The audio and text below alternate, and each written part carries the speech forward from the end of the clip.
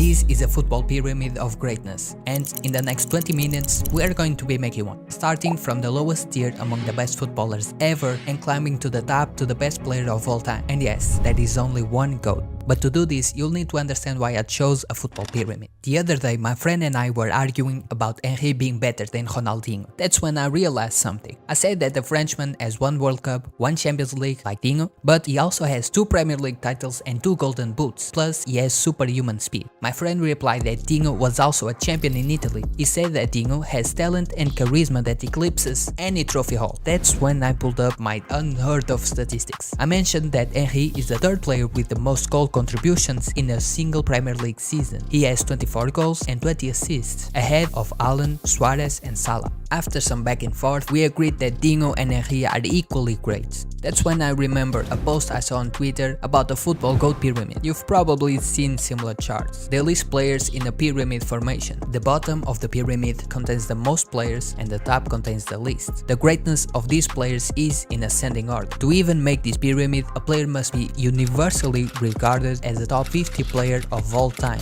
Some are up for debate and opinion. In this case, Redman was breaking down the pyramid with about 25 players. These players were voted the top 25 players of all time in a Twitter poll with over 90,000 voters. I somewhat agree with this pyramid, but we can do better. So today I'll create my own football GOAT pyramid. I'll analyze each player on my greatness pyramid and explain each pick. But before I do, let me add a little context here. Football pyramids are just a visual representation of the greatest players of all time. Of course, according to the person making it. But this specific method of organizing a GOAT list is more practical than others. Instead of listing each player one after another, a pyramid formation lets you create tiers or levels of greatness. So, for example, if 2 players are extremely close in greatness and you can't decide exactly who should be higher all time, you can just simply put them in the same tier. Is Modric better than Iniesta, or is Iniesta greater than Modric? Well, depends on who you ask, but you can certainly say that they belong at the same tier of greatness. The football greatness pyramid lets you rank players historically. It's flexible, not forcing players into specific roles, yet accurate and universal. In 2004, the brilliant Pelé published the controversial book FIFA 100. The book showcases Pelé top 100 football players, without clearly stating the criteria for ranking. It appears it chose based on personal sentiment. Brazilian midfielder Gerson played alongside Pelé at the 66 and 1970 World Cups. He reacted to his omission by tearing up a copy of the list on a Brazilian television show. Nevertheless, this was the most reputable list to date, but that was 20 years ago, and in those 20 years a lot changed. Then Henry won another Champions League, Ronaldinho mesmerized every football fan, a player named Cristiano Ronaldo beat Pelé's total goal scored record, and a 5 feet and 7 inches Argentinian won everything in football. And in this pyramid they formed 4 tiers, each representing a level of greatness. It's good, but in my opinion it does have its flaws, some of which I can bring up without giving away my own pyramid. But by now we have to create 5 new spots in the last tier. Too many players have already reached the tier 4 level, and if we only allow 15 players in the last tier, it would be unfair to a lot of players. So my tier 4 has 20 players, and tier 2 doesn't look quite right either, but we'll get to that shortly. So here's the formula for my pyramid. First of all, longevity is important, but I value a player's peak more than their longevity. Some players played for 15 plus seasons, but never won anything major. Others played for a decade, elite football on fire for a couple seasons. I like to lean towards the players who reach the highest peak. I prefer them over the players who were the most consistent. Of course, both of these qualities are extremely important. You could say that my list is a combination of skill, accomplishment and quality of career. Second, as much as I would like to make a list on pure football ability, other factors come into play. For example, just considering a player's skill set and straight up football talent, I would have a guy like Eden Hazard in my all-time top 30 list. But of course, we have to consider things like accolades, trophies, career numbers and accomplishments, and that's where Hazard falls short and falls out of this list. For example, is Thomas Muller a better football player than Hazard? No, you could say that he had a better career. The third thing is that for every player that you feel deserves a spot on this pyramid, that player must take the spot of another player. Far too often I see all-time lists. People criticize those lists, mentioning players they think deserve a spot, but they they can't say who should lose a spot. The fourth factor in my formula is that era plays a tremendous role in a player's legacy and greatness. This is one of the biggest flaws with creating all-time charts, but there's no real way to measure that role. Take Rashford from Manchester United. Rashford is a good winger in today's football, but if he played in 1965 with the skill set that he has today, Rashford would be in the GOAT debate. The game has evolved. Nutrition and training methods are getting better and better every day. The average player in today's league is without a doubt better than the average player 40 to 50 years ago. But think about it like this: rather than considering who is flat out better, consider who was greater relative to their competition. Of course, it's not the only factor that matters, but it is an important one. And the fifth factor to consider is that I know people will disagree with this list, and that's perfectly fine. Regardless of how accurate a list may seem to some, it will always be inaccurate to others. I don't expect everyone to agree with my list, just as I don't agree with everybody else's list. In fact, I don't even think there's a way to accurately make a greatness pyramid. Lists of the greatest players of all time are out there. Former legends, current players, and established members of the football media create them. Even that list gets roasted and torn apart. You just can't please everyone, but that's okay. In fact, I encourage you all to share your pyramids in the comments below. Feel free to tell us why you have yours arranged the way you do. So now that we've seen examples, we've broken down the rules, we've seen the formula. Let's get into this pyramid. Starting with my tier 4, we have Michel Platini, an OG. Iconic player of the 80s. He was a prolific goal scorer. No one could stop him. Won 3 Ballon d'Ors, won 1 Champions League with Juventus, then joined FIFA and became corrupt. Next is Luka Modric, a player who doesn't really get a lot of love these days because he stole 1 Ballon d'Or from Cristiano in 2018. But he won 5 Champions Leagues and took Croatia to a World Cup final with an average team. Eusebio was the player that rivaled Pelé during the 60s and 70s, like Cristiano versus Messi in the last decades. So here's something pretty crazy for those who aren't too familiar with Eusebio. The Black Panther only won the Champions League once, but he reached the finals 4 times, and he got Portugal 3rd place in the World Cup of '66. Next is Neymar, probably the least condecorated player on this list, but you just need to watch 30 seconds of Neymar's highlights to know that he deserves to be here. Plus, he is the top goal scorer for Brazil, ahead of Pelé, Dinho, Romário and the Brazilian Ronaldo. Neymar is an example of a player who could, skill-wise, rank higher on this list. However, due to his lack of hard work and longevity, he falls where he does.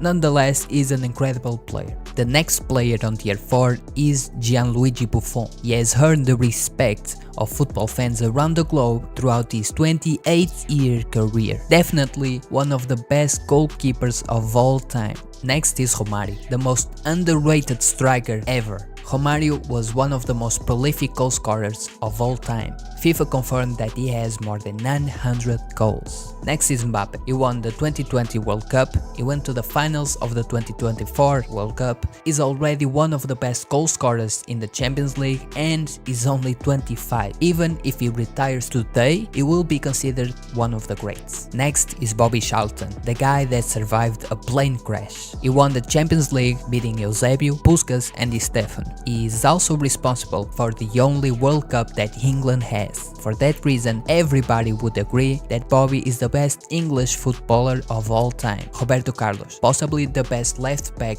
in history, won 3 champions with Real Madrid and won a World Cup with Brazil. He also scored the most iconic free kick ever, one that defied the laws of physics in the process. Matthaus, the German Kaiser, the defensive midfielder, captained the German team of 1990 to a World Cup win. Diego Maradona said that Matthaus is the best rival he's ever had. I guess that's enough to define him. Now, I was hesitant in choosing Matthaus over Sergio Busquets. In my opinion, Busquets is one of the best defensive midfielders in history. He can go head-to-head with anybody. But while Busquets played with Iniesta, Xavi, Messi, Henry, Sergio Ramos, all of which made it to this list, Matthaus was the main player of his team, so I gave priority to the most influential player. Next is Neuer. If I had to choose choose a goalkeeper for my dream team, it would be Neuer. The man won the German championship 11 times, plus 2 Champions Leagues and 1 World Cup.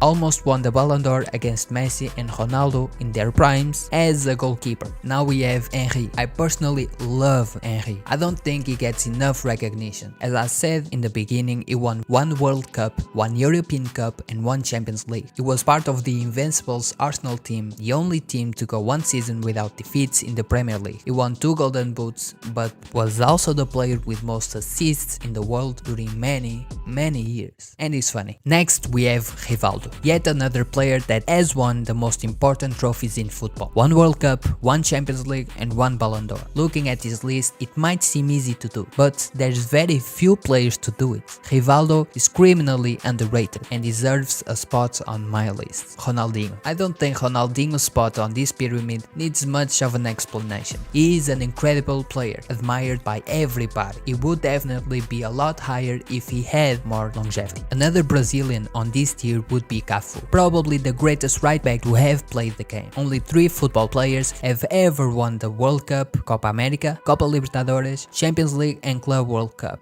Julian Alvarez and Dida are the other 2. Di Stefano. The history of Real Madrid starts with this man. He won the first 5 Champions League that have been played. Still appears on the list of many football records 60 years after he retired. So why isn't he higher on my list? Because he played in a time where football wasn't organized yet. For example, in the first Champions League won by Di Stefano, Chelsea, England's champion at the time, wasn't allowed to play in the Europe competition. The English Federation didn't want the English clubs to get distracted by anything other than local competitions. As a result, Real Madrid wasn't really playing against the best teams at that time. For these types of reasons, I can't give as much credit to the older players. Which brings me to the next player, Ferenc Puskás. He actually played with Di Stefano but only won 3 Champions Leagues. Almost 80 years later, Puskás is still the player with most goals scored in the Champions League finals. But once again, I can't take players from this time as seriously. I might be wrong here, but this is my pyramid and I do whatever I want. Another legendary duo are the Spaniards Xavi and Iniesta. Both won 1 World Cup, 2 European Cups and 4 Champions Leagues. They were at the heart of the most overpowered brand of football ever, called tiki-taka. They could be higher on the pyramid, but they're not. Why?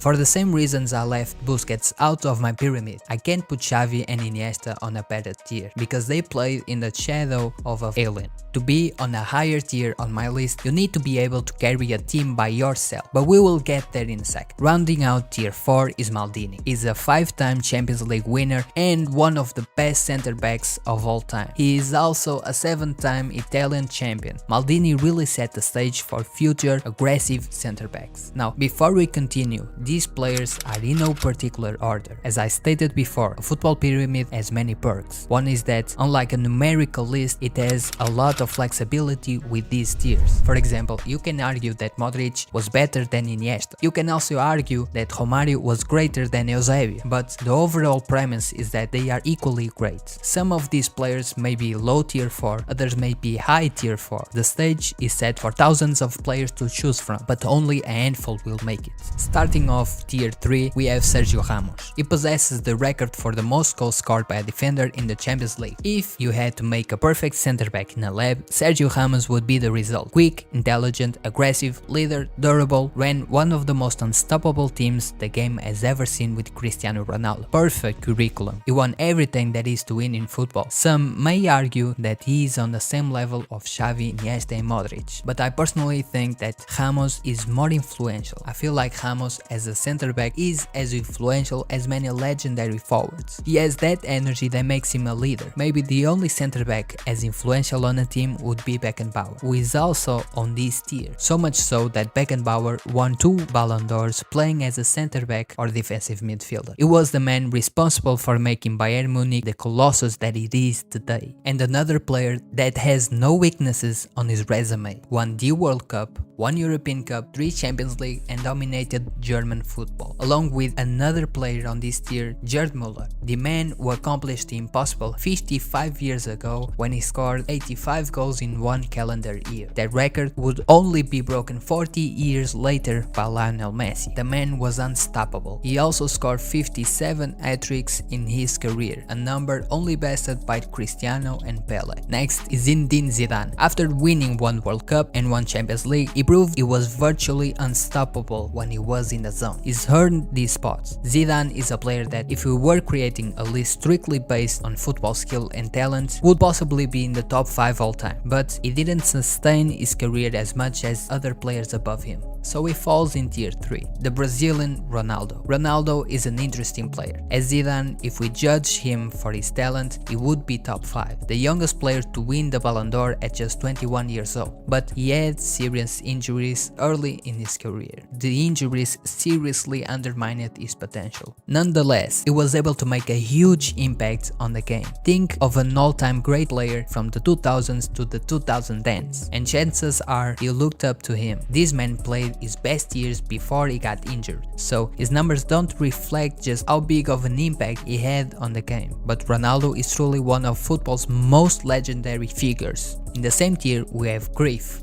revolutionized the game. He was the cornerstone of Ajax dynasty during the 70s, 3 back-to-back Champions League titles, and the pioneer of the total football style, as an impressive record of goals and assists. One of the most iconic playmakers in history, and he did all that while being an heavy smoker. He could be higher if he had won the World Cup final against Beckenbauer and Gerd Müller in '74. And to finish off the third tier, we have Maradona. This is going to be a controversial one, but I couldn't put Maradona any higher. Yes, Maradona is a special talent. This was the type of player that could win a team any trophy by himself. In fact, he did. He almost single-handedly won Argentina the World Cup and took Napoli, which at the time was an average team, to be Italian champion. This was a supernatural talent. However, Maradona wasn't even close to scoring 1,000 goals like the players above him. He didn't win any Champions League. He would probably do that if it wasn't for the suspensions he got from drug abuse. Maradona only made it to this tier because he was unstoppable, but he didn't have the noteworthy career required to be in the tier above.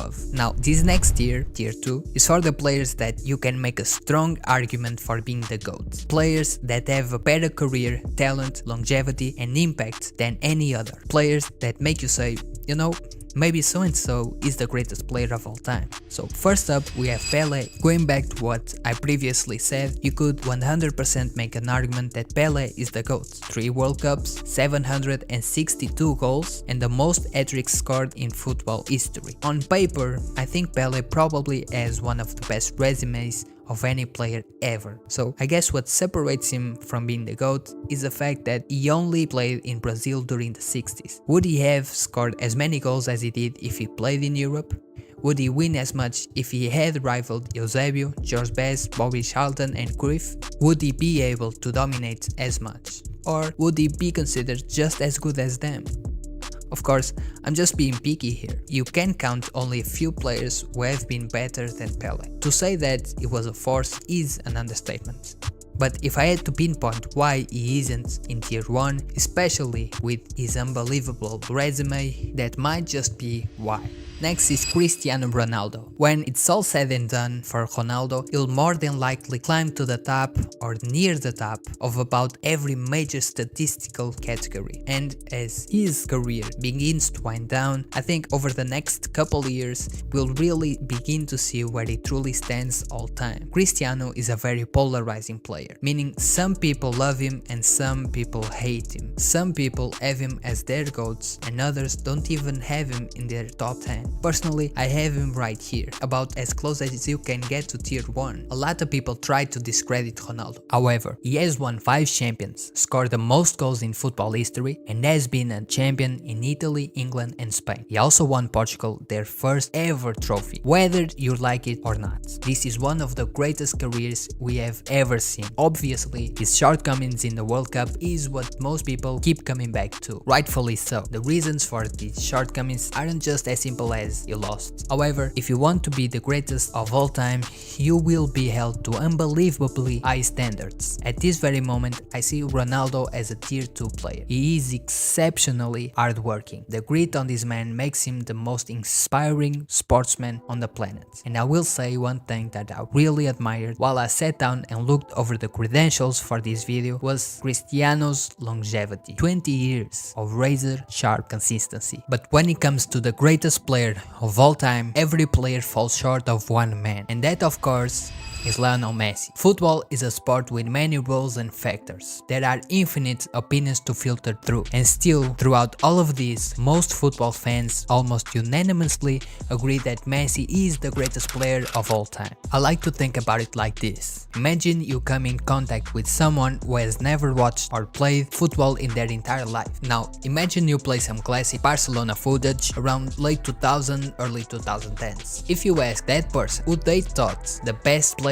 on the pitch was, they would without a doubt immediately point to Messi. Not because he's the best goal scorer, not because he's the best playmaker, not because he's the best dribbler or any of that. Even without context or predetermined notion of the game, Lionel Messi was so much better than everyone else around him that he just looked different, he moved different, he played different. Some players transcend their generation, but Messi transcended the sports altogether. He has won World Cup, 4 champions and 8 Ballon d'Ors. He has also won 6 Golden Boots and scored 91 goals in a calendar year. Additionally, he is the player with most assists in football. That stuff is obviously amazing, but forget all the accolades, forget all the trophies, forget all the awards, and just watch the man play. And that's just about all the evidence you need. It's funny because the legend of some players often inflates their actual greatness. We let our bias cloud our judgment. We remember events the way we choose to remember them. Oftentimes, this leads to believe our favorite players were possibly greater than they actually were. But with Messi, he is every bit as incredible as people say. Nearly 100 years of football and there's still nothing quite like Lionel Messi. So there you go, my football GOAT pyramid. I spent quite a bit of time breaking this down and really looked into each and every factor that made up my formula. Before we go, I want to talk about some of these factors. I'll go into detail about some of the small things that I noticed throughout this process. I noticed that the most represented nationality is Brazil with 8 players on my pyramid, and only 11 out of 30 players are above 5'11". I also want to note that after the first 25 or so greatest players, things get a bit messy. At the top of the pyramid, greatness and accomplishments are clearer. As you move down, the line becomes a bit fuzzy. For example, guys that could have easily been in tier 4 include Van Basten, Lewandowski, Baggio, Luis Suarez, Bergkamp, Busquets, and countless other players. But at some point I just have to make a cutoff, and this is it. So here's an interesting detail. 4 players on my pyramid played their first game in the 50s, 4 were debuted in the 60s, 3 in the 70s, 3 in the 80s, 7 in the 90s, and 8 in the 2000s. Plus Mbappé, who played his first professional game in 2015. Players usually peak in the decade following the one they first played in. I think you could accurately say that, according to my pyramid, 2000s football was the most talented or greatest era. This concept is accepted by many football fans. This pyramid certainly backs up that claim. Of course, this is just my pyramid. It is by no means universally correct or even accurate. However, it's worth noting nonetheless. You could consider this my top 30 observation. There are only 9 players on my pyramid who don't have a World Cup. Unless you have absurd career numbers, have longevity on your side, or impacted the game in ways that don't show up in your numbers, it's basically impossible to get on this list without a World Cup. But remember, I am not the authority on this matter, just like anybody else. This is my own personal GOAT pyramid, and I think it's pretty good. Let me know your thoughts in the comments below. Is someone too high? Is someone too low? Is someone that isn't even on the list that